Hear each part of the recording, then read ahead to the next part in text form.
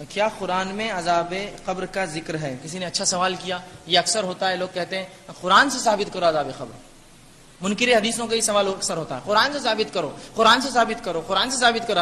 حدیث کو نہیں ماننے کا دعویٰ کرتے. بہرحال اچھا، حدیث کو نہیں ماننے کا دعویٰ کر کے حدیث کے حوالے خود دیتے ہیں. ایک حدیث میں آتا رسول اللہ نے بولے مت لکھو، تو حوالہ کیوں دے رہا پھر تو جو حدیث کو نہیں مانتا؟ حوالے برابر دیتے ہیں ہم کو اور پھر کہتے ہیں قرآن سے ثابت کرو. تو آئیے، کیا قرآن میں بھی عذاب قبر کا تذکرہ ہے؟ تو بہرحال ایک جگہ اللہ رب العزت فرماتا ہے، آپ کے سامنے وہ آیت رکھ دیتا ہوں عذاب قبر کے تعلق سے. اللہ رب العزت قرآن میں فرماتا ہے، اور وہ آیت فرعون کے تعلق سے ہے، فرعون کی قوم کے تعلق سے. اللہ فرماتا ہے سورہ مومن کے اندر، سورہ نمبر جو ہے اس کا جو ہے 40، اس کے اندر جو ہے سورہ غافر جس کو ہم کہتے ہیں سورہ نمبر 40، اس کی آیت نمبر 45 اور 46 میں اللہ فرماتا ہے. آئیے سنیے آیت کیا، اس کا ترجمہ رکھ دیتا ہوں. آل فرعون بدترین عذاب کے پھیرے میں آ گئے، جہنم کی آگ کے سامنے وہ صبح اور شام پیش کیے جاتے ہیں. اللہ فرما رہا آل فرعون کو اللہ صبح اور شام جہنم کی آگ میں پیش کرتا ہے. پھر آگے کہا اللہ رب العزت نے، جاتے ہیں اور جب قیامت کی گھڑی آئے گی تو حکم ہوگا کہ آل فرعون کو شدید ترین عذاب دیا جائے. آل فرعون روز صبح شام جہنم پر پیش کیے جاتے ہیں اور قیامت کے دن ان کو عذاب زیادہ دیا جائے گا. تو ابھی کہاں پیش کیے جا رہے ہیں؟ ابھی تو قیامت قائم نہیں ہوئی، تو اس کا مطلب کہاں پیش کیے جا رہے پھر وہ؟ عالم برزخ میں. تو قرآن سے ثابت ہے قبر کا عذاب. آئیے دوسری کہ اللہ رب العزت قرآن میں فرماتا ہے کہ وہ لوگ جو اللہ کی راہ میں مارے گئے انہیں مردہ نہ کہو، وہ زندہ ہے. سوال یہ کہاں زندہ ہے؟ اور اللہ کے پاس ان کی روزیاں بھی ہیں، روزیاں بھی اللہ ان کو دیتا ہے، رزق بھی دیتا ہے. تو سوال یہ کہاں ہے؟ کون سی نعمتوں کا فائدہ اٹھا رہے ہیں اور کون سی روزیاں اللہ دے رہا ہے؟ قرآن کی آیت ہے دونوں. ظاہر سی بات ہے قرآن سے بھی عذاب قبر ثابت ہے. یہ فرعون کی آل کا واقعہ، جبکہ اللہ نے دونوں کو فرق کیا اور کہا آل فرعون صبح اور شام تپائے جاتے ہیں اور قیامت کے دن تو شدید ترین عذاب ہوں گا. اسی لیے میں نے کہا تھا قبر کا عذاب ہلکا ہوتا ہے آخرت کے عذاب کے مقابلے میں، کیونکہ ابھی تو وہ تپائے جا ہی رہے، آخرت میں شدید ترین ہوں گا. تو آیت یاد رکھیے، یہ جو ہے سورہ غافر کی جو آیت نمبر جو 45 اور 46 تھی، تو قرآن سے بھی عذاب قبر ثابت ہے. ٹھکانہ اللہ رب العزت نے فرما دیا وہ جہنم ہونے والا ہے. اور انسان اپنی زندگی میں چاہے کتنے بھی گناہ کرے، یاد رکھیے اللہ کی رحمت سے کبھی مایوس نہ ہو. یقیناً آج کا میرا عنوان توبہ اور استغفار نہیں ہے. توبہ استغفار میں نے ایک تفصیلی بیان دیا، آپ اس کو دیکھ سکتے ہیں نیٹ پر اور DVD کی شکل میں. آج میرا عنوان ہے وہ اعمال جو گناہوں کو دھو دیتے ہیں. توبہ اور استغفار ایک الگ چیز ہے، وہ کرنے سے تو اللہ سب کچھ معاف کرتا ہے، لیکن ایسے بھی کچھ اعمال اللہ کے رسول صلی اللہ علیہ وسلم نے اور اللہ نے بتائے ہیں جو اعمال کرنے سے ہمارے گناہ دھل جاتے ہیں. آئیے ان اعمال کو میں ایک کے بعد ایک آپ کے سامنے رکھوں گا.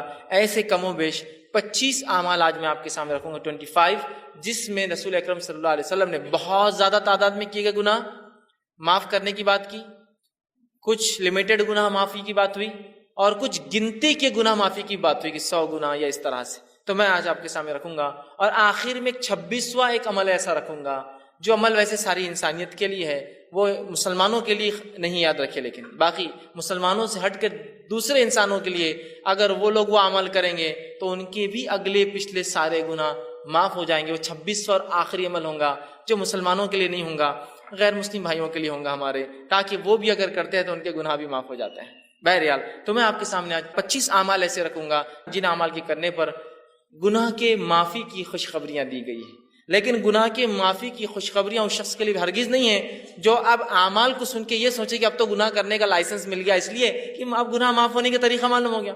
اگر میں آپ کو ایک اریزر دوں، ربر دوں، بچے ہوتے ہیں نا جب پینسل سے لکھتے ہیں تو ان کو اریزر ربر دیا جاتا ہے. اگر میں آپ کو اریزر دوں، ربر دوں کہ اس کو مٹا لیا جائے، ایک آدمی جو اکاؤنٹس کرتا ہے سمجھ لیجیے، اور وہ پین سے لکھ رہا ہے، پینسل سے لکھتا ہے اور غلطیاں ہوتی ہیں، تو وہ سوچتا ہے کاش کوئی ایسی چیز جس سے مٹا دوں. اب میں اس کو اریزر دے رہا ہوں کہ بھائی میرے اگر کچھ غلطی ہو تو اریزر سے مٹا لیا کرو. اب اس نے کیا سمجھا معلوم آپ کو؟ اریزر جب آ گیا اس کے بعد اس کو لگا کہ اب غلطیاں کرنا چاہیے، اس لیے کہ اریزر ہاتھ میں آ گیا ہے. جبکہ اریزر ربر اس لیے دیا گیا تھا غلطی ہو جائے تو مٹا لو.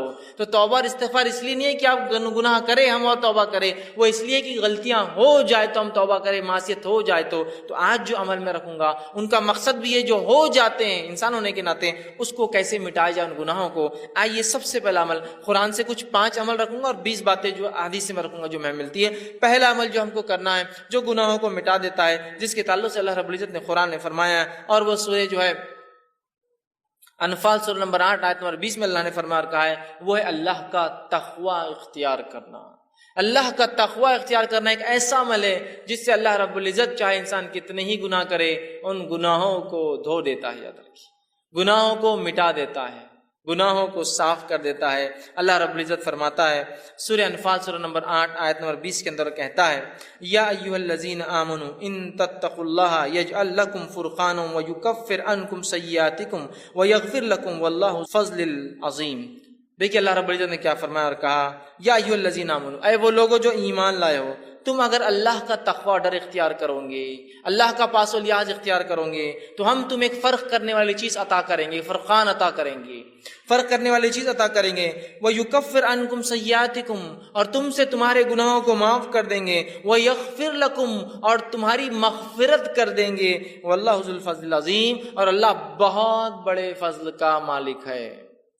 تو دیکھیے جو تقوی اختیار کرتا ہے، اللہ کا تقوی کا معنی ہوتا ہے پاس و لحاظ رکھنا، عام معنی ڈر ترجمہ ہوتا ہے، لیکن پاس و لحاظ رکھنا بھی ایک معنی ہے کہ جس رب نے مجھے پیدا کیا اس کا پاس و لحاظ رکھوں، اس کا خیال۔ جیسے کہ آپ سواری میں سوار ہیں، بس میں سوار ہیں، ایک بوڑھا آدمی آتا ہے تو آپ اس کو اپنی جگہ دیتے، کیوں؟ اس کی عمر کا پاس و لحاظ رکھتے ہیں آپ۔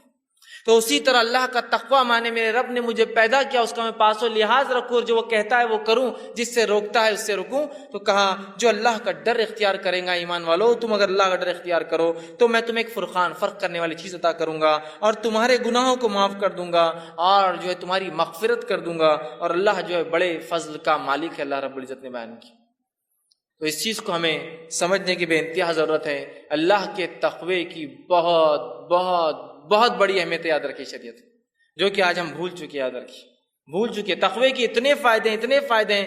ویسے آج کا مرمان چونکہ وہ اعمال ہے جو گناہوں کو مٹا دیتے ہیں، اس لیے میں دوسرے فائدے نہیں رکھ رہا ہوں، اتنے فائدے اسی کو انتہا نہیں تقوی اختیار کرنے کے، لیکن افسوس کی بات ہے اللہ کا تقوی آج بہت کم ہمیں نظر آتا ہے، اس لیے کہ جس کے پاس اللہ کا تقوی ہو وہ ہر گناہ سے پہلے سوچتا ہے کہ میرے رب کو مجھے جواب دینا ہے، اس کا پاس و لحاظ رکھوں اور میں ان گناہوں سے اپنی نفس کو بچاؤں۔ اور جس کے پاس تقوی نہیں ہوتا، ہم دیکھتے ہیں وہ جانوروں سی اور من مانی زندگی دنیا میں گزارتا ہے۔ دوسری جگہ سورہ طلاق سورہ نمبر 65 آیت نمبر 4 اور 5 میں اللہ فرماتا ہے، کہتا ہے وَمَن يَتَّقِ اللَّهَ يَجْعَل لَّهُ مِنْ أَمْرِهِ يُسْرًا، جو اللہ کا تقوی اختیار کرتے ہیں ہم اس کے کام میں آسانیاں کر دیتے ہیں۔ آگے فرمائے أَمْرِهِ يُسْرًا ذَلِكَ أَمْرُ اللَّهِ أَنزَلَهُ إِلَيْكُمْ وَمَن يَتَّقِ اللَّهَ يُكَفِّرْ عَنْهُ سَيِّئَاتِهِ وَيُعْظِمْ لَهُ أَجْرًا۔ دیکھیے اللہ کیا فرماتا ہے اگلی آیت میں کہ جو اللہ کا ڈر پاس و لحاظ اختیار کرتا ہے اللہ اس کے معاملات آسان کر دیتا ہے۔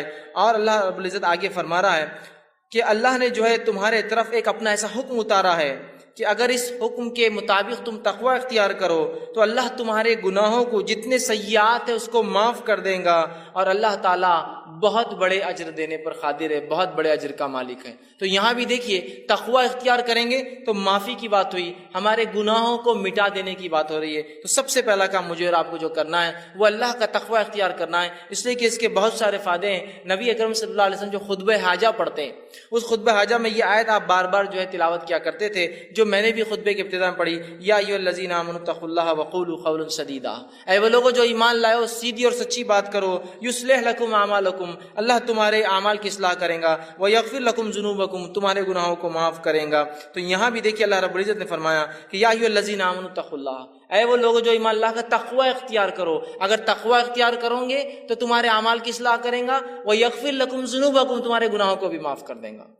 تو یہ بے انتہا ہمارے لیے ضروری ہے کہ ہم اللہ کا تقوی اختیار کریں اگر ہم چاہتے ہیں کہ اللہ ہمارے گناہوں کو معاف کرے۔ دوسرا عمل ہمیں جو کرنا ہے جو قرآن سے ملتا ہے، جس کی اختیار کرنے سے انشاءاللہ ہمارے گناہ دھل جائیں گے، معاف ہو جائیں گے، مٹا دیے جائیں گے، اللہ انہیں بخش دیں گا، اپنی رحمت سے انہیں ختم کر دیں گا، وہ عمل ہے اطاعت رسول صلی اللہ علیہ وسلم۔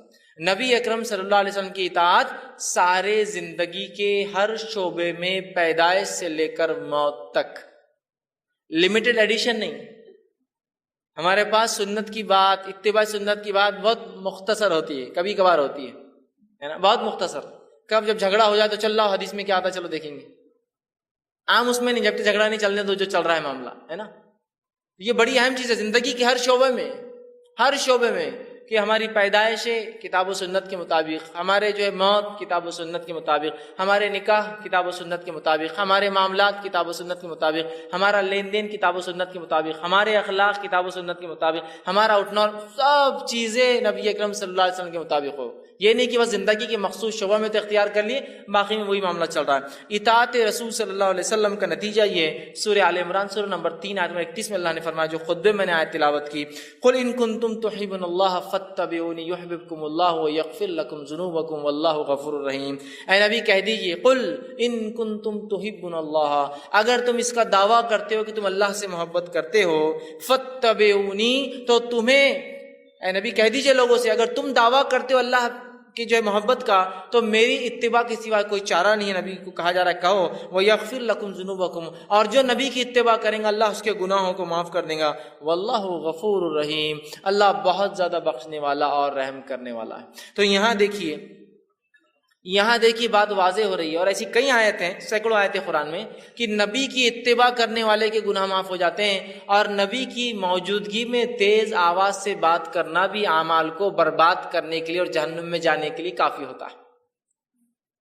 دونوں ہی بات یاد رکھیں، نبی کی اتباع گناہوں کو معاف کر دیتی ہے، اور نبی کی نافرمانی اس حد تک کہ نبی کے موجودگی میں تیز آواز سے بات کرنا بھی انسان کے جو ہے گناہوں کو معاف کر دے، جو ہے انسان کے جو ہے نیکیوں کو، اگر نبی کی موجودگی میں تیز آواز سے بات بھی کرے تو اس کی نیکیاں برباد ہو جاتی ہے، یاد رکھیے، اس کے نام عمل خالی ہو سکتا ہے۔ سورہ جو ہے حجرات اٹھا کر آپ دیکھیے، ابتدائی آیت اسی پر ہے، نبی کی موجودگی میں تیز آواز بھی نہیں کرنا ہے، یاد رکھیے، یہ بات بڑی اہم ہے۔ اور نبی کے ادب میں ایک چیز یہ بھی یاد رکھیے، نبی کے ادب میں ایک چیز شامل ہے کہ نبی کا نام لے کر نہ پکارا جائے۔ اللہ رب العزت نے اپنی کتاب میں رسول اکرم صلی اللہ علیہ وسلم کو صرف 4 بار نام سے پکارا ہے۔ ایک بار تذکرہ تو عیسیٰ علیہ السلام کے واقعے میں ہو کہ عیسیٰ علیہ السلام نے بشارت دی کہ میرے بعد ایک نبی آئیں گے جس کا نام احمد ہوگا، واقعے کو اس میں تذکرہ ہے۔ 4 بار نام لیا، صرف 4 آیتیں ہیں صرف۔ اس کے بعد جو اللہ رب العزت نے یا ایھا الرسول، یا ایھا النبی، یا مدثر، یا مزمل، ہے نا، نام لے لیا۔ ادب ہے، ان لوگوں کو غور سے سننا چاہیے جو دھڑلے سے چلا کر یا محمد یا محمد، پتہ نہیں کتنی بار بول رہے ہیں۔ یہ ادب ہے نبی کا، اور پتہ نہیں گا رہے ہیں اس کو، اور پتہ نہیں گانے میں 1000 بار وہ نام آ رہا ہے۔ نبی اکرم صلی اللہ علیہ وسلم کا نام آنے پر آپ پر درود بھیجنا ہم پر واجب ہے۔ تو اللہ عزت کر رہا ہے اپنے نبی کی، اور اللہ نے نام بہت مختصر 4 ہی بار لیا صرف اپنے نبی کا۔ یہ ادب ہے نبی کا، یاد رکھیں۔ صحابہ بھی اللہ کے رسول صلی اللہ علیہ وسلم کو نام سے نہیں پکارتے تھے۔ یہ بات سن، تو اطاعت رسول اتنی اہم چیز ہے کہ اطاعت کرو گے جنت میں جاؤ گے، گناہ معاف ہوں گے۔ اطاعت نہیں کرو گے، صرف نبی کی موجودگی میں تیز آواز بھی کرو گے، تو اپنے نام عمل کو جو ہے خالی پاؤں گے روز قیامت نیکیوں سے۔ تو نبی کی اطاعت، فرما برداری، یہ بڑی اہم چیز ہے۔ صحیح بخاری کی روایت ہے، نبی اکرم صلی اللہ علیہ وسلم فرمایا، کہا کل امتی یدخلون الجنۃ الا من ابا، میرے سارے کے سارے امتی جنت میں جائیں گے سوائے ان کے جو انکار کر دے۔ سوال ہوا، پوچھا گیا، قیل من ابا یا رسول اللہ، اے اللہ کے رسول صلی اللہ علیہ وسلم کون انکار کریں گا جنت میں جانے سے؟ فرمایا، قال من اطانی دخل الجنہ، جس نے میری اطاعت کی وہ جنت میں جائیں گا، ومن عصانی فقد ابا، جس نے میری نافرمانی کی اس نے خود جنت سے انکار کر دیا دنیا کے اندر۔ بڑی اہم باتیں یاد رکھیے، تو ہم اطاعت رسول کو اپنے اوپر لازم جان لیں اور ہر زندگی کے شعبے میں یاد رکھیں۔ تیسرا وہ کام جس کے کرنے سے انشاءاللہ اللہ ہمارے گناہوں کو معاف کرے گا، ہم کو پاک کر دے گا، صاف کر دے گا، وہ ہے کبیرہ گناہوں سے اپنی نفس کو بچانا۔ قرآن میں اللہ رب العزت فرماتا ہے سورہ نساء سورہ نمبر 4 آیت نمبر 31 میں، اور کہا ان تجتنبوا کبائر ما تنہون عنہ نکفر عنکم سیئاتکم وندخلکم مدخلا کریما، کہ اللہ فرماتا ہے ان تجتنبوا کبائر، کہ اگر تم کبیرہ گناہوں سے اگر بچتے رہو جس سے تمہیں روکا گیا ہے، نکفر عنکم سیئاتکم، تو ان کبیرہ گناہوں سے بچنے کی بنیاد پہ ہم تمہارے گناہوں کو دوسرے معاف کر دیں گے۔ پتہ چلا کہ کبیرہ گناہوں سے بچنا ضروری ہے اگر صغیرہ گناہوں کو ہم معاف کروانا چاہتے ہیں تو، اس لیے کہ کبیرہ گناہ کے لیے تو توبہ لازم ہے، بچنا بھی ضروری ہے تاکہ صغیرہ گناہ معاف ہو۔ تو کہا اگر تم کبائر سے بچتے رہو تو ہم تمہارے صغائر چھوٹے گناہوں کو، دیگر گناہوں کو، دیگر معاملات کو انشاءاللہ معاف کر دیں گے۔ تو یہاں کہا کہ اگر تم بچتے رہو کبائر سے جس سے روکا گیا تو ہم معاف کر دیں گے، تم سے ہٹا دیں گے سیئاتکم، تمہارے گناہوں کو، فرمایا وندخلکم مدخلا کریما، اور عزت کی جگہ مطلب جنت میں تمہیں ہم داخل کر دیں گے۔ تو ہمیں اگر اللہ سے ہم چاہتے ہیں کہ ہمارا صغیرہ گناہ معاف ہو تو کبیرہ گناہوں سے ہمیں اپنے آپ کو بچانا ہے۔ صحیح مسلم کی روایت ہے، ابو ہریرہ رضی اللہ عنہ حدیث کے راوی فرماتے ہیں، غور سے سنیے، آپ نے فرمایا 5 نمازیں جمعہ سے لے کر جمعہ تک اور رمضان سے لے کر رمضان تک، مطلب ایک نماز سے دوسری نماز، ایک جمعہ سے دوسرا جمعہ، ایک رمضان سے دوسرے رمضان تک آپ فرما رہے ہیں رمضان المبارک تک اپنے درمیانی گناہ جو وقفے میں ہوتے ہیں ان کو معاف کروا دیتے ہیں. مطلب ایک نماز سے دوسری نماز کی جو گناہ ہوتا ہے وہ معاف کروا دیتی ہے.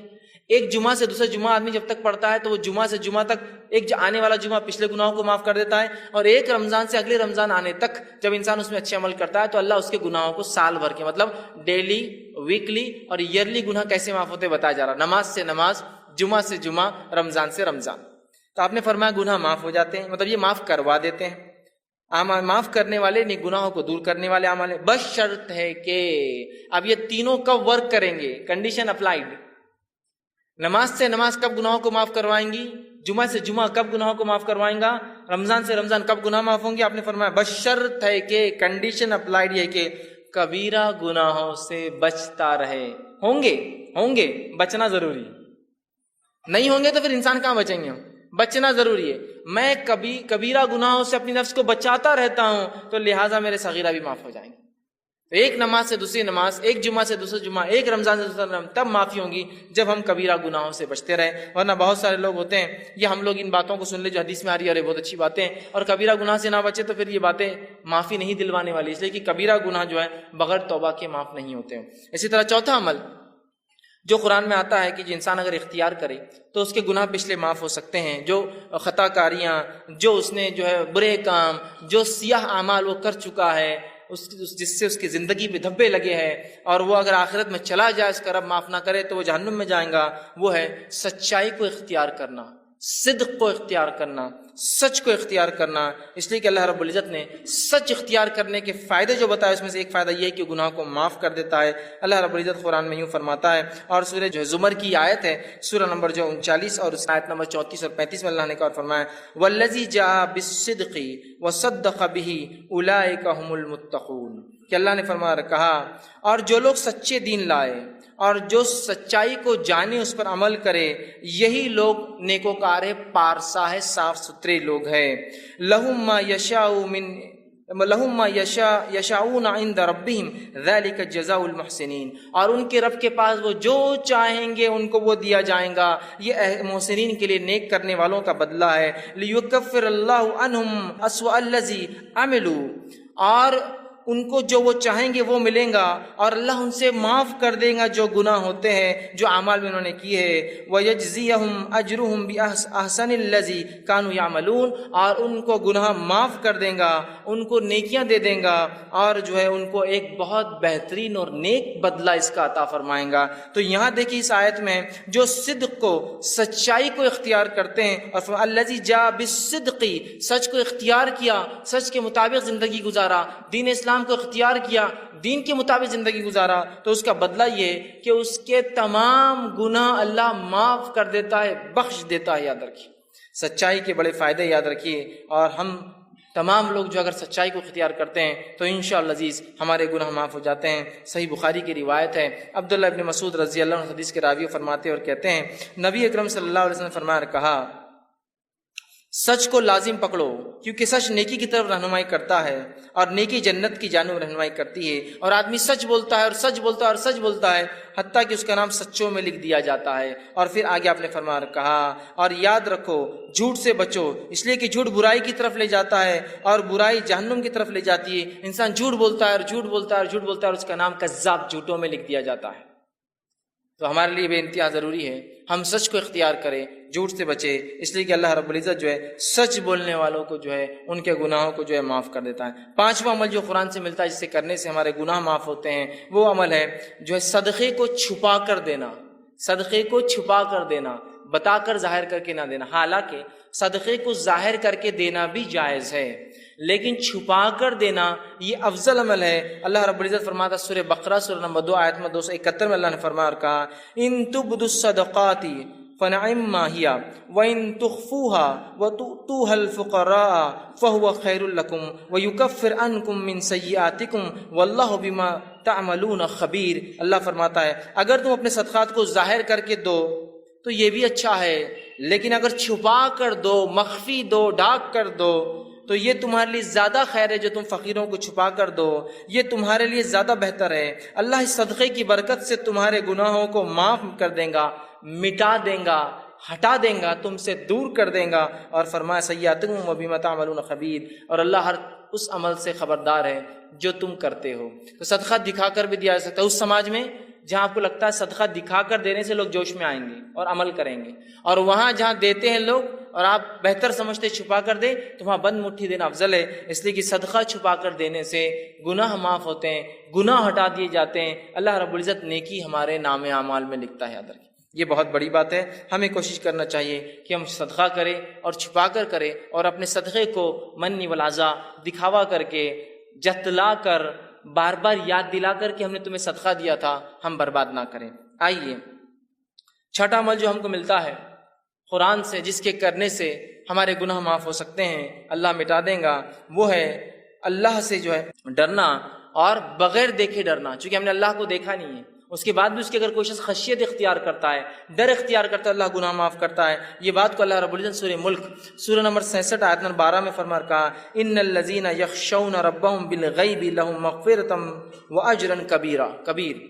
اللہ نے فرمایا یقیناً جو لوگ اپنے رب سے بغیر دیکھے ڈرتے ہیں، خشیت اختیار کرتے ہیں، ان کے لیے اپنے رب کی طرف سے گناہوں کی معافی مغفرت ہے، اور بہت بڑا اجر آخرت میں ایسے لوگوں کے لیے رکھا جائے گا جو بغیر دیکھے اپنے رب سے ڈر کر گناہوں کو نہیں کرتے ہیں، نیکیوں کو کرتے ہیں، سبقت لیتے ہیں۔ سمجھ رہے ہیں آپ بات کو؟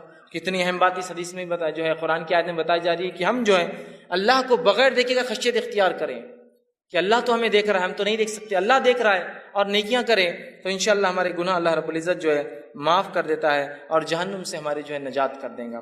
اسی طرح ساتواں وہ عمل جس کے کرنے سے گناہ معاف ہوتے ہیں اور نیکیوں میں انسان کے اضافہ ہوتا ہے، وہ ساتواں عمل یہ ہے کہ انسان جو ہے وضو کرنے کے بعد 2 رکعت نماز پڑھے۔ بڑا اہم عمل ہے، بہت چھوٹا سا عمل بھی، اور اتنی فضیلت ہے اس کی۔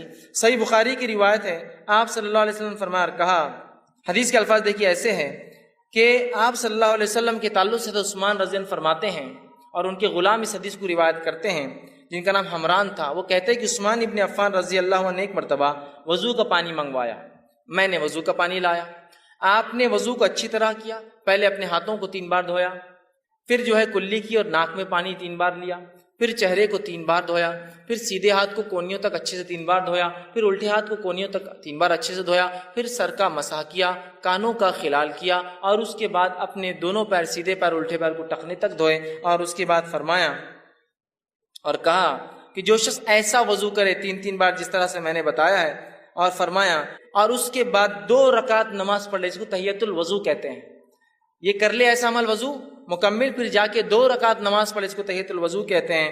تو وہ فرماتے ہیں، رسول اکرم صلی اللہ علیہ وسلم نے فرمایا کہ اللہ اس کے پچھلے تمام گناہ معاف کر دیتا ہے۔ لیکن اس حدیث میں ایک بات اور جو اضافی آتی ہے، دوسری روایتوں میں الفاظ آتے ہیں، وہ یہ ہے کہ وہ 2 رکعت نماز پڑھے وضو کے بعد، اور ایسی پڑھے کہ دل میں دوسرے کوئی خیالات نہ آئے،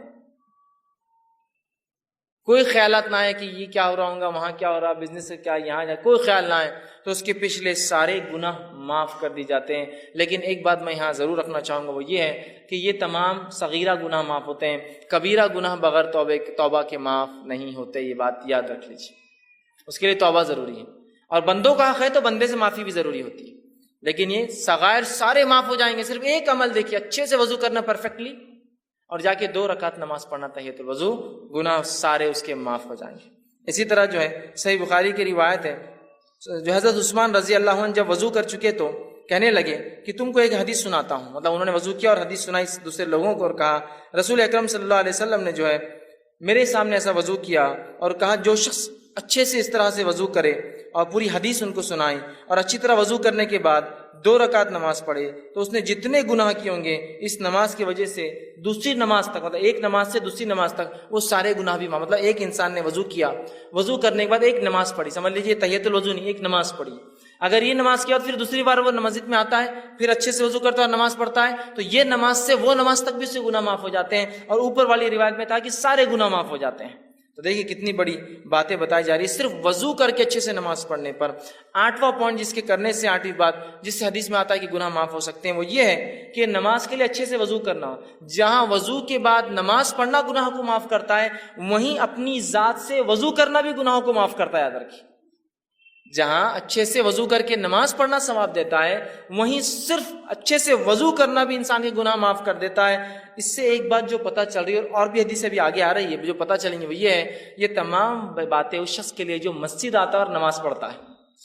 نمازی جو نہیں ہے اس کے لیے سارے دروازے بند ہو جاتے ہیں۔ دیکھیں وضو کون کرے گا؟ جو نماز پڑھتا ہے۔ تحیۃ الوضو کون پڑھے گا؟ جو نماز پڑھتا ہے۔ تحیۃ المسجد کون پڑھے گا؟ جو نماز پڑھتا ہے۔ نفل اور موقدہ اور فرض کون پڑھے گا؟ جو نماز پڑھتا ہے نا؟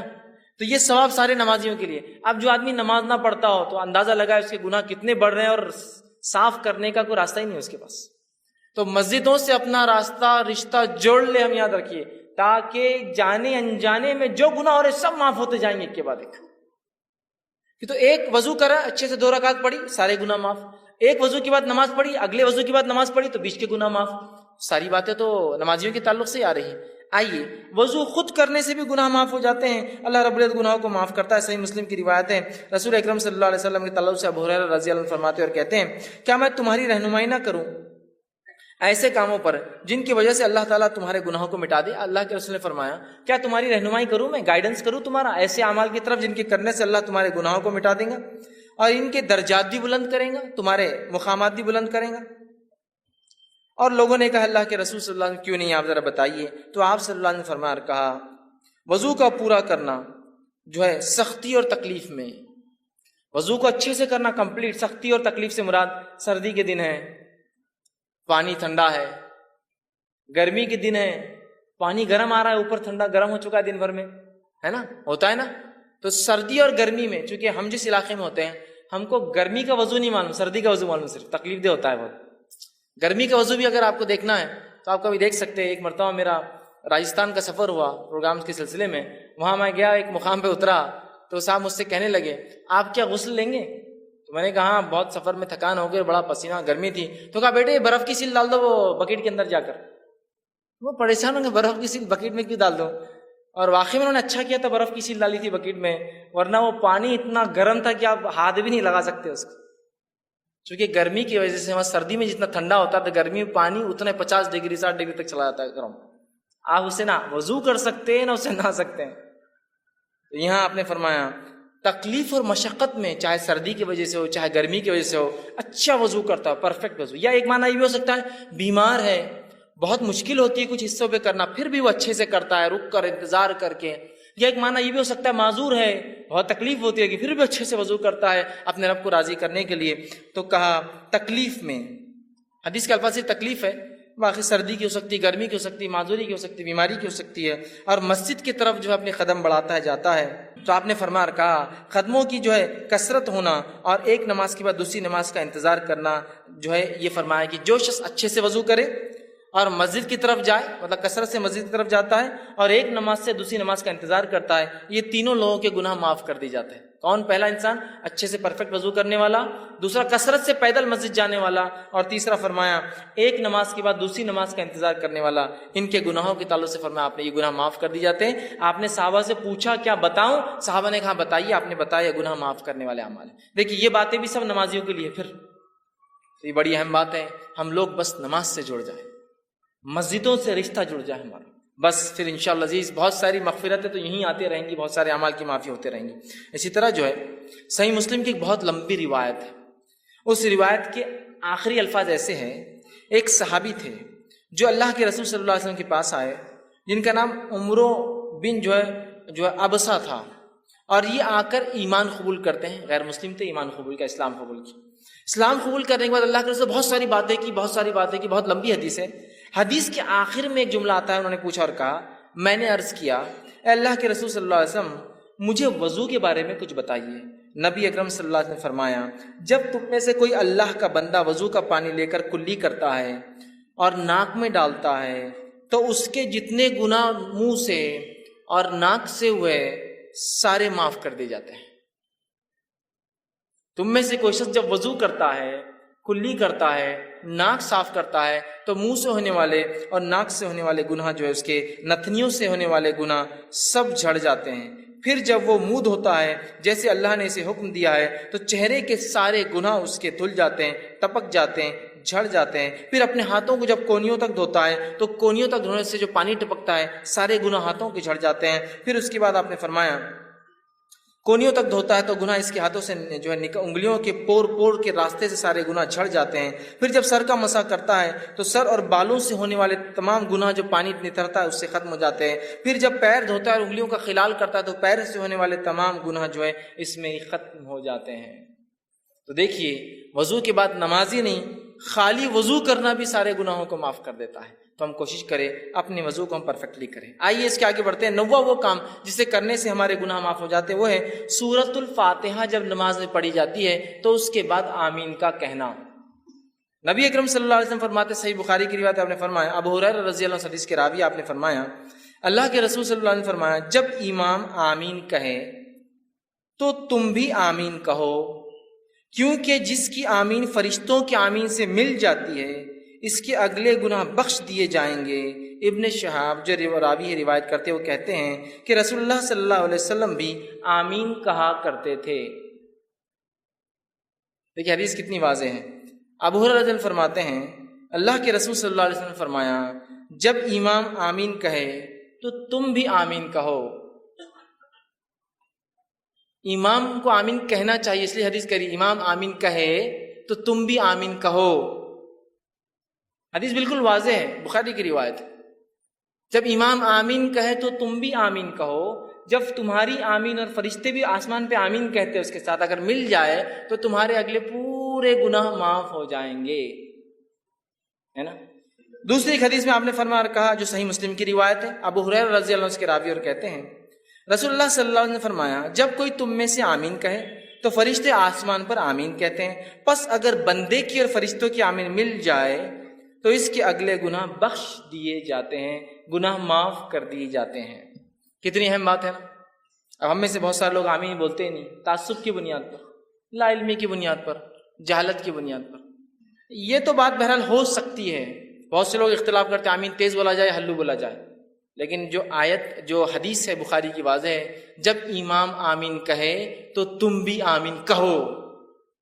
اللہ امام کو کہنا چاہیے، اسی طرح اللہ کے رسول فرمایا جب امام کہے تو تم بھی کہو، ہے نا۔ اور اللہ کے رسول خود کہتے تھے، اس لیے صحابہ نے سنا، پیچھے کہتے تھے تبھی تو سنا نا۔ اب کچھ لوگ کہتے نہیں وہ ہلو سے کہنا چاہیے، ٹھیک ہے اس بات کو بھی اگر میں مان لوں، for the sake of argument بولتے ہیں نا، بحث کے تک ٹھیک ہے بات مان لیں کہ ہلو کہنا چاہیے، لیکن ہلو ہو یا تیز ہو کہنا تو ہے نا، لیکن ہلو ہے اور تیز ہو کہنا تو ہے نا۔ اب دیکھیے ہمارے پاس کیا ہو رہا ہے، غیر المغضوب علیہم ولا الضالین آمین انا اعطیناک الکوثر فصلی۔ اب اس میں تیز اور ہلو آمین کہاں ہے؟ چلیے آپ کہہ رہے ہیں کہ نہیں ہلو کہنا، ٹھیک ہے ہلو بولیں گے، لیکن آپ نے تو رکا ہی نا، ایسی گاڑی لے گئے کہ وہ اسپیڈ بریکر سے بھی سیدھا چلے گئے۔ غیر المغضوب علیہم ولا الضالین ٹھیک ہے آپ زور سے نہیں بولنا چاہتے، لیکن بولنا تو ہے نا، دل میں بھی رکنا تو پڑے گا نا۔ بھاگ گئے آپ دوسری صورت کی طرف۔ امام کو چاہیے کہ وہ امامت کے ادب سیکھے۔ نبی اکرم صلی اللہ علیہ وسلم کی واضح حدیث ہے، اتنی بڑی فضیلت کو آپ چھوڑ دیتے اتنے آسانی سے؟ جہاں فضائل ثابت نہیں وہاں تو من مانے فضائل گڑھے جا رہے ہیں کہ یہاں سے کچھ لوگ گئے تو اللہ نے پورے خبر والوں کی مغفرت کر دیا، تم کو کیسے پتا چلا؟ رسول اللہ صلی اللہ علیہ وسلم تو چلے گئے، وہی تو بند ہو گئی، آج کیسے پتا چلا کہ فلاں لوگ فلاں جگہ سے گزرے تو اللہ نے پورے مردوں کی والی مغفرت کر دی؟ تھا آپ کو کیسے پتا چلا؟ تو جو فضائل نہیں آپ بیان کرتے رہو، جو موجود ہے کہ تم آمین کہو جب امام آمین کہے، اس لیے کہ اگر تمہاری آمین فرشتوں کے آمین سے ملتی ہے تو تمہارے گناہ معاف ہوں گے۔ یہ بات کچھ ذرا سمجھ میں نہیں آتی ہم کو۔ کسی کو ڈسٹرب ہو جاتی نماز اس کی، اور انہیں بولا نماز ڈسٹرب ہو جاتی ہے آمین کہنے سے۔ میرے بھائی اللہ کے رسول صلی اللہ علیہ وسلم کا فرمان ہے، میری اور آپ کی بات نہیں ہے نا، میری اور آپ کی بات نہیں ہے، یہ رسول اکرم صلی اللہ علیہ وسلم فرمان ہے، اور کئی روایتیں ہیں۔ چلیے آپ بولتے ہلو بولنا چاہیے، لیکن ٹائم تو دیجیے ہلو بولنے کے لیے، ولا الضالین کے بعد، تو تاکہ وہ کہے آمین، دل میں کہنے کو بھی تو ٹائم لگتا ہے نا۔ ان آتے شروع ہوگا آپ دوسرا ہی سیدھا۔ تو بہرحال ایک بہت عمل پھر اہم ہم چھوڑ دے رہے، اس کا مطلب 10واں وہ عمل جس کے کہنے سے گناہ معاف ہو جاتے وہ عمل ہے جب امام کہے سمیع اللہ لمن حمیدہ، تو پھر مقتدی کہے ربنا ولک الحمد کہنا چاہیے۔ اس کی بڑی فضیلت صحیح بخاری کی روایت آپ نے فرمایا کہ جب امام کہتا سمیع اللہ لمن حمیدہ تو جو ہے آپ نے فرمایا کہے تو تم مطلب مقتدی جو پیچھے پڑھتے ہیں اللہم ربنا لک الحمد یہ کہو، تو اگر یہ کہنا فرشتوں کے کہنے سے مل جاتا ہے، مطلب فرشتے بھی یہ کہتے ہیں آسمان مل جاتا ہے، تو آپ نے فرمایا تمہارے اگلے سارے گناہ معاف ہو جاتے ہیں۔ آمین پہ کہا پچھلے سارے گناہ معاف ہوتے ہیں، اس پہ کہا اگلے سارے گناہ معاف ہو جاتے ہیں۔ مطلب آپ نے سورہ فاتحہ پڑھی، آمین کا گناہ اگلے معاف ہو گئے، اس کے بعد سمیع اللہ لمن حمیدہ ربنا لک الحمد پڑھا، پچھلے گناہ معاف کرا لیے اپنے۔ کتنی اہم فضیلت ہے نا یاد۔ تو ہمیں سمیع اللہ لمن حمیدہ کے بعد ربنا لک الحمد بھی کہنا چاہیے، یاد رکھیے، ٹھیک ہے۔ اس کی بھی بڑی فضیلت ہے اور اس کے لیے بات بتایا گیا کہ پچھلے گناہ معاف ہو جاتے ہیں۔ اسی طرح 11ویں بات جو بتائی گئی جس کے کرنے سے عمل کرنے سے گناہ معاف ہوتے وہ یہ ہے کامل توجہ کے ساتھ جمعے کا ادا کرنا، پورے خشوع اور خضوع کے ساتھ جمعہ پڑھنا، جمعے کی نماز پڑھنا۔ مطلب یہ ہفتے والے گناہ کیسے معاف ہو وہ آئی بات ہے، وہ روز کے گناہ تھے، مطلب نماز سے نماز تھے، اب ویکلی گناہ کیسے معاف ہو سکتے ہمارے جمعے سے جمعہ۔ آپ صلی اللہ علیہ وسلم فرمایا، کہا بخاری کی روایت ہے، سلمان فارسی رضی اللہ عنہ حدیث کے راوی ہے، وہ کہتے ہیں کہ اللہ کے رسول صلی اللہ علیہ وسلم فرمایا کہا جو آدمی جمعے کے دن غسل کرتا ہے اور اتنا پرفیکٹ جہاں تک ہاتھ جاتا ہے اپنے آپ کو اچھے سے صاف کرتا ہے، اچھے سے دھوتا ہے، پھر فرمایا صفائی کرتا ہے جہاں تک بھی ہاتھ جاتا ہے، پھر اپنے تیل میں سے تیل لگاتا ہے، مطلب اپنے بالوں میں تیل لگاتا ہے، پھر اپنے گھر والوں کی خوشبو میں سے خوشبو لگاتا ہے، مطلب اگر میسر نہ ہو خود کی نہ ہو تو گھر والوں کی خوشبو بھی لگا سکتا ہے، لے کر خوشبو لگاتا ہے، عطر لگاتا ہے، پھر کہتے ہیں پھر نکلے اور مسجد میں آئے اور اگلی صفوں میں بیٹھے، آگے بیٹھے جا کر، اس کے بعد جو ہے 2 آدمیوں کو الگ نہ کرے، مطلب پیٹ انگال کے نہ جائے، 2 آدمیوں کو الگ نہ کرے، اگلی صف میں جا کے بیٹھے، اور اس کے بعد جتنی نماز اس کے مقدر میں ہوتی نماز کو ادا کرے، مطلب جتنی ہو سکتی نفل پڑھے، سنت اور نوافل کا اہتمام کرے۔ جب امام خطبہ دیتا ہے تو خاموش رہ کر غور سے اس کے خطبے کو سنے کہ وہ کیا کہہ رہا ہے، اور اس کے بعد جمعہ ادا کرے، تو ایسے انسان کے ایک جمعہ سے لے کر دوسرے جمعہ تک تمام گناہ معاف ہو جاتے ہیں۔ جمعہ پڑھنا ہے خشوع اور خضوع کے ساتھ، ویکلی گناہ معاف کروا لینا ہے، اچھے سے نہایا جہاں جا کر ہاتھ جا سکتا ہے، تیل لگایا، خوشبو، دیکھیے کوئی بھی ایسی چیزیں جو آپ بولیں ارے بہت مشکل کام دکھ رہا ہے اس میں سے، کچھ بھی نہیں، پھر تیل لگایا، خوشبو لگائی، مسجد گئے، اگلی صفوں میں بیٹھے، لوگوں کو انگالا نہیں، مطلب خالی جگہوں میں سے گئے، اس کے بعد 2 لوگوں کو الگ نہیں کیا، نزدیک بیٹھے، خود خطیب کو غور سے دیکھا، سنا، جمعہ پڑھی، تو ایک جمعہ سے دوسرے جمعہ اس کے سارے گناہ معاف ہو جاتے ہیں۔ کتنی بڑی بات بتائی جا رہی ہے۔ اسی طرح جو 12واں عمل جو ہے جس سے گناہ معاف ہوتے ہیں وہ یہ ہے کہ جو ہے نماز گناہوں کو مٹانے والی چیز۔ نماز خود بذات ایسا وضو کر کے نماز پڑھنا ہے، وضو کرنا گناہ مٹاتا ہے، نماز بھی گناہوں کو مٹاتی ہے۔ صحیح مسلم کی روایت ہے، نبی اکرم صلی اللہ علیہ وسلم فرمایا، عبداللہ بن مسعود رضی اللہ عنہ اس حدیث کے راوی، وہ کہتے ہیں اور فرماتے ہیں ایک آدمی رسول اللہ صلی اللہ علیہ وسلم کے پاس آیا اور عرض کیا، اے اللہ کے رسول صلی اللہ علیہ وسلم، میں نے ایک عورت کے ساتھ زنا چھوڑ کر باقی سب عمل کیا ہے، صرف زنا نہیں کیا۔ حدیث کے الفاظ دیکھیے، اس نے کہا یا رسول اللہ صلی اللہ علیہ وسلم، ایک عورت سے میں نے مزہ اٹھایا مدینہ کے کنارے، اور میں نے سوائے جماع کے اس کے ساتھ سب کچھ کیا، زنا چھوڑ کر باقی سب کچھ کیا، آپ میرے بارے میں حکم لگا دیجئے، سزا دے دیجئے، کیا میری سزا ہوتی ہے گناہ کی؟ ٹھیک، اللہ کے رسول جو ہے صلی اللہ علیہ وسلم کے ساتھ حضرت عمر کھڑے تھے، کہا حضرت عمر نے کہا جس گناہ کو تم نے چھپ کر کیا تھا کاہے کو آ کر بتایا لوگوں کے سامنے، توبہ کر لیتے اپنے رب سے خاموشی میں، زنا کی تو سزا ہے، اس کی کوئی حکم نہیں ہے نا، یہ تو گناہ ہے، اس کے لیے توبہ کرنا ہے۔ تو کہا جو گناہ تم نے چھپ کر کیا تھا اب کاہے لوگوں کے سامنے تم نے آ کر بتایا، چھپا لیتے، ٹھیک ہے۔ تو وہ شخص وہاں سے چلا گیا، رسول اکرم صلی اللہ علیہ وسلم نے اس کو واپس بلایا، کہا ادھر آؤ۔ وہ شخص واپس لوٹ کر آیا، اور واپس آنے کے بعد آپ نے کہا اس شخص کو کہا اور فرمایا اور کہا، چونکہ وہ شخص آیا تھا اور اللہ کے رسول کے ساتھ نماز بھی پڑھی تھی، چونکہ اس کی آگے کی تفصیلی روایت آگے آ رہی ہے، وہ میں انشاءاللہ وہ بھی رکھتا ہوں، تو آپ نے فرمایا کہا اقم الصلاۃ طرفا النہار وزلفا من اللیل، کہ نماز قائم کرو دن کے وقت اور رات کے حصے میں، ان الحسنات یذہبن السیئات، اس لیے کہ نیکیاں گناہوں کو دور کر دیتی ہے، ذالک ذکر للذاکرین، اور یہ قرآن ایک ذکر ہے ان لوگوں کے لیے جو نصیحت حاصل کرتے ہیں، ذکر کرنے والے ہیں۔ تو یہاں دیکھیے کہا ان الحسنات یذہبن السیئات، نیکیاں جو ہے گناہوں کو مٹا دیتی ہے، چونکہ اس شخص نے نماز پڑھی تھی، آپ نے اشارہ کر دیا نماز پڑھو، مطلب اب تم رب سے اگر معافی مانگنا چاہتے ہو اپنے گناہوں کی تو کثرت سے نماز پڑھو۔ اسی جو ہے واقعے کے آگے اور تفصیلات صحیح مسلم میں آتی ہے، وہ تفصیلات ایسی آتی ہے کہ ایک شخص نبی اکرم صلی اللہ علیہ وسلم مسجد نبی میں آیا، آپ کے ساتھ آپ بیٹھے ہوئے تھے صحابہ کے ساتھ، آ کر اس آدمی نے کہا اور کہا اللہ کے رسول صلی اللہ علیہ وسلم مجھ پہ حد قائم کر دیجئے، میں نے ایسا ایسا کام کیا ہے، گناہ کا کام کیا جس سے مجھ پر حد قائم کر دیجئے۔ آپ صلی اللہ علیہ وسلم نے اس کا چہرہ اپنا پھیر لیا، وہ سامنے سے آیا، پھر چہرہ پھیر لیا، پھر سامنے سے آیا، پھر چہرہ پھیر لیا، پھر سامنے سے آیا۔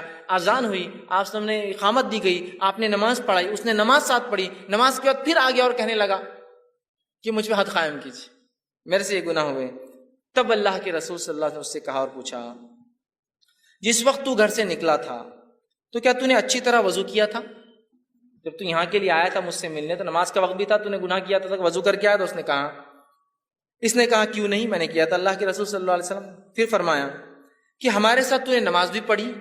تو اس نے کہا ہاں میں نے آپ کے ساتھ نماز بھی پڑھی ہے۔ تو آپ نے فرمایا کہا اللہ نے جو ہے تجھے بخش دیا ہے اور تیری کوئی حد نہیں، اللہ نے تجھے معاف کر دیا ہے، تیری کوئی حد نہیں، یاد رکھی۔ تو یہ روایت اس طرف اشارہ کر رہی ہے کہ انسان جس سے گناہ ہو جاتے ہیں، گناہ ہوئے ہیں جو پاسٹ میں پچھلی زندگی میں اس نے کیے ہیں، اب لوگوں کے سامنے جا کر رسوا ہونے کی ضرورت نہیں ہے، اپنے رب کے سامنے کثرت سے نماز ادا کرے، کثرت سے نماز پڑھے، اس لیے کہ نمازیں ان الحسنات یذہبن السیئات، نیکیاں گناہوں کو دھو ڈالتی ہے، مٹا دیتی ہے۔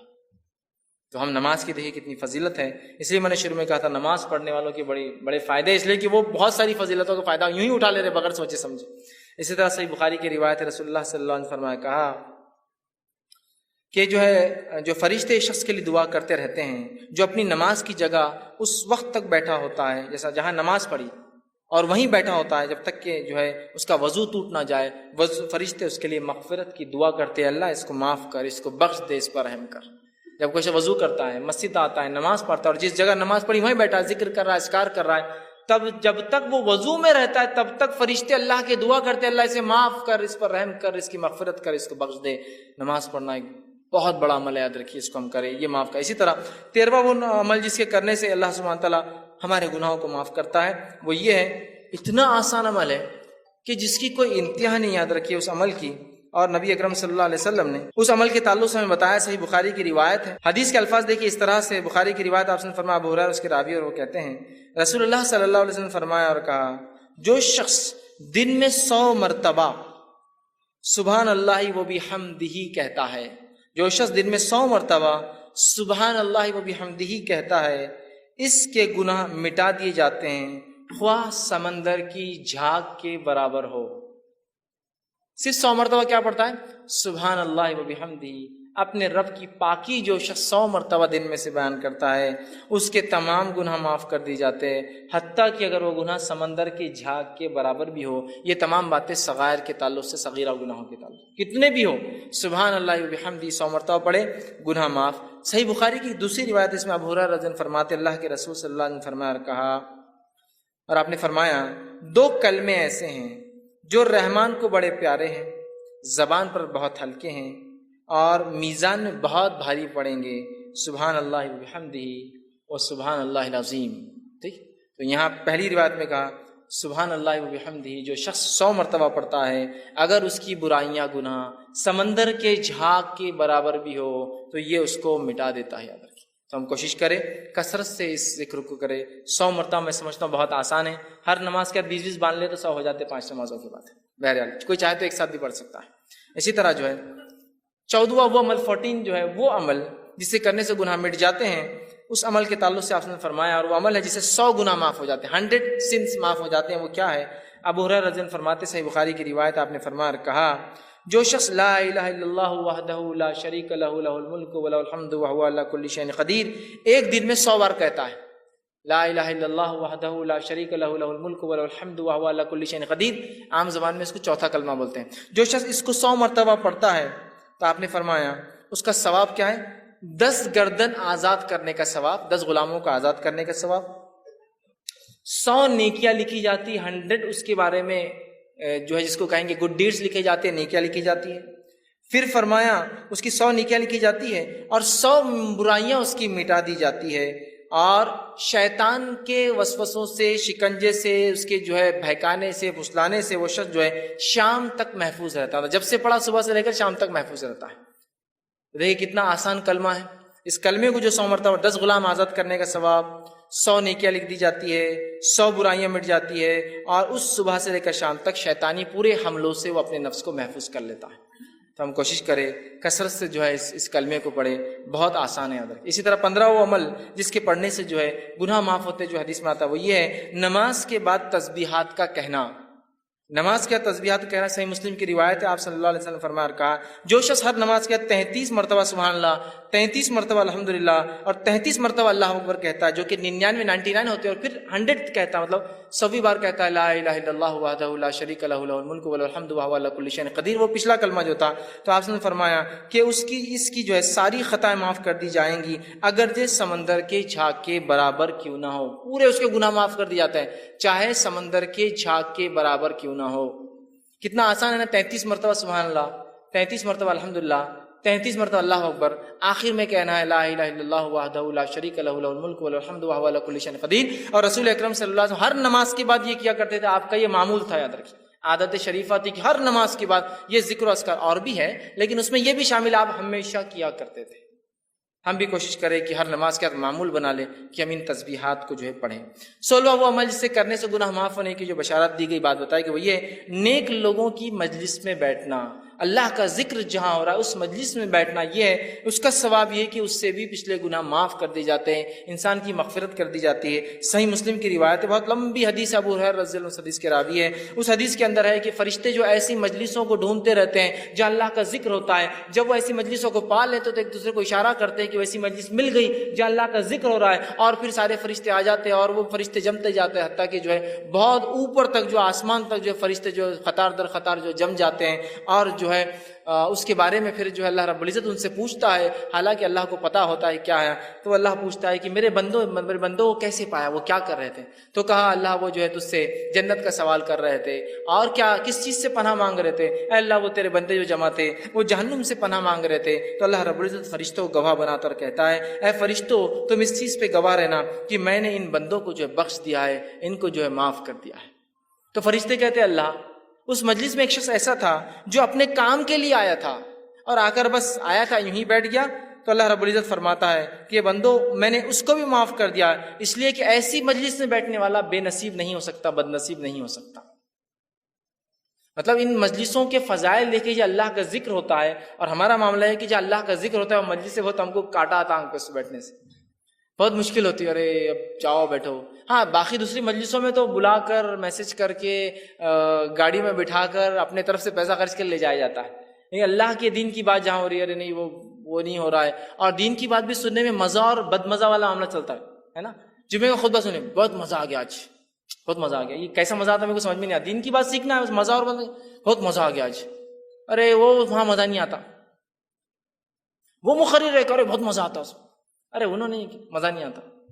دین کی بات سیکھنا، اس مجلس کے فضائل تو سنیے، یہ نہیں کہا کہ وہاں بہت اچھا مقرر ہے، بہت مزے والی باتیں کر رہا ہے، تم کو ساری مجلس کا تذکرہ جو اللہ کا ذکر ہو رہا ہے، چھوٹی ہو سکتی بڑی ہو سکتی ہے، تو اللہ پوچھتا ہے، فرشتے ڈھونڈتے رہتے ایسی مجلسوں کو، جب پا لیتے دوسروں کو بلاتے جمع ہو جاتے آسمان تک، اللہ کو حالانکہ سب پتا ہے پھر بھی اللہ پوچھتا ہے کیا کہاں پایا، کیا کر رہے تھے، کیا مانگ رہے؟ تو کہا اللہ جنت کا سوال کرتے ہیں، کس چیز سے بچنا چاہتے تھے؟ اللہ تجھ سے جہنم سے جو ہے بچنا چاہتے ہیں۔ اللہ کہتا ہے فرشتوں گواہ رہنا میں نے معاف کر دیا۔ فرشتے کہتے ہیں اس مجلس میں ایسا ہی انسان تھا جو یوں ہی آ کر بیٹھا تھا۔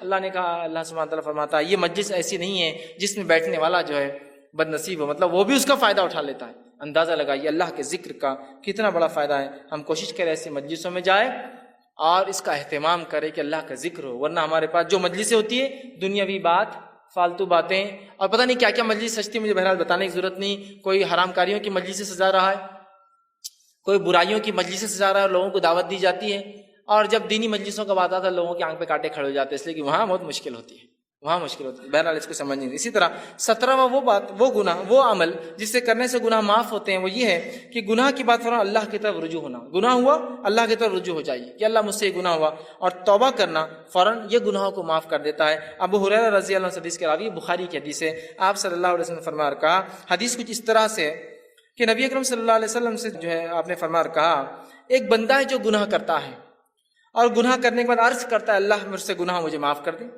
اللہ تعالیٰ کہتا ہے فرشتوں سے، اے فرشتوں میرا ایک بندہ ہے جسے معلوم اس کا ایک رب ہے، اور وہ اس کو معاف بھی کر سکتا ہے اور اس کو سزا بھی دے سکتا ہے جو ہے، اور جو ہے میں نے اس کو جو ہے معاف کر دیا۔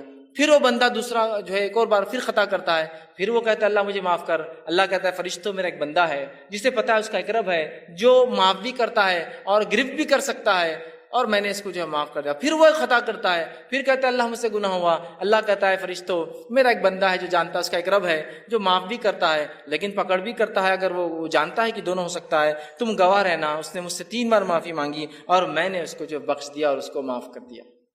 گناہ ہوتے ہی فوراً معافی مانگنا، لیکن میں نے شروعات میں بات واضح کر دی تھی، اس کا ہرگز معنی یہ نہیں کہ آپ گناہ کریں اس لیے